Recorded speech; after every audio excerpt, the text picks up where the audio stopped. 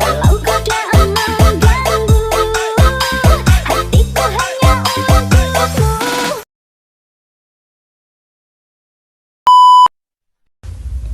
Jadi di sini kami akan membahas terkait perbandingan perkembangan ilmu pengetahuan dan teknologi di Indonesia sejak proklamasi hingga reformasi.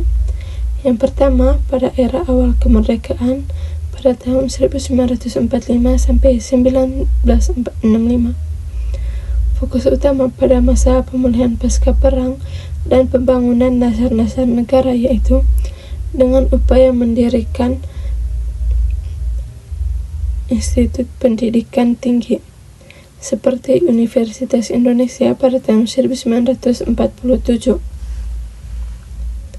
dan juga pembentukan Badan Penyelidik Usaha-Usaha Persiapan Kemerdekaan Indonesia yang sering dikenal dengan BPUPKI, dengan tujuan untuk merumuskan dasar-dasar negara pada saat awal kemerdekaan. Dan juga sejak proklamasi kemerdekaan Indonesia pada tanggal 17 Agustus 1945, perkembangan ilmu pengetahuan dan teknologi di negara ini mengalami peningkatan yang signifikan. Pada awal kemerdekaan, fokus utamanya adalah membangun dasar-dasar negara. Namun, seiring waktu, investasi dalam riset dan juga pengembangan meningkat. Kedua, era Soekarno yang dimulai pada tahun 1950 sampai 1960-an. Yang pertama, proyek-proyek besar seperti proyek Palapa dalam bidang komunikasi satelit. Yang kedua, pusat perhatian pada industrialisasi untuk meningkatkan kemandirian. Pada era pemerintahan Presiden Soekarno, beberapa proyek besar seperti proyek Palapa dan juga proyek penelitian ilmiah diberikan perhatian. Namun, situasi politik dan juga ekonomi yang tidak stabil mempengaruhi kemajuan. Yang ketiga, Orde Baru. Orde Baru dimulai dari 1966 sampai 1998. Jadi pada Orde Baru ini ada 3 proyek besar yang dibangun atau direncanakan dan dijalankan pada masa kepemimpinan Soeharto, yaitu pembangunan infrastruktur dan penelitian. Yang pertama, peningkatan infrastruktur dan pembangunan ekonomi melalui Repilita, yaitu rencana pembangunan 5 tahun. Yang kedua, pusat-pusat penelitian seperti LIPI atau Lembaga Ilmu Pengetahuan Indonesia. Yang ketiga, proyek-proyek besar seperti proyek nuklir dan proyek-proyek pesawat N-219. Selama Orde Baru di bawah kepemimpinan Soeharto, ada peningkatan signifikan dalam pembangunan infrastruktur dan penelitian. Namun, ada banyak penelitian yang bersifat pusat dan terkadang kurang mendukung keberlanjutan. 4. Krisis dan reformasi pada tahun 1998 sampai tahun 2000-an awal. Pergantian rezim menyebabkan periode ketidakpastian ekonomi, fokus pada pemulihan ekonomi dan peningkatan kestabilan politik.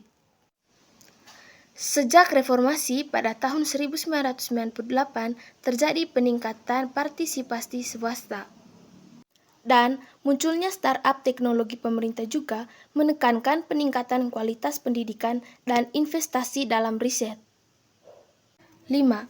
Periode reformasi tahun 2000-an hingga sekarang. Peningkatan partisipasi swasta dan perkembangan startup teknologi. Pemerintah menekankan peningkatan kualitas pendidikan dan riset.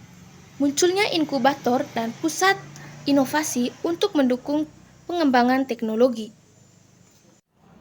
Meskipun terdapat kemajuan, tantangan seperti kurangnya pendanaan dan kesenjangan regional, masih ada peningkatan kolaborasi antara sektor publik dan sektor swasta. Diharapkan dapat mempercepat perkembangan ilmu pengetahuan dan teknologi di masa depan. Tantangan dan peluang saat ini. Masih ada tantangan terkait pandangan dan kesenjangan regional. Peningkatan kolaborasi antara pemerintah sektor swasta dan lembaga riset diharapkan dapat mempercepat kemajuan. Perkembangan ilmu pengetahuan dan juga teknologi di Indonesia mencerminkan perjalanan yang kompleks dengan pergeseran fokus dari pembangunan dasar hingga peningkatan inovasi dan daya saing global.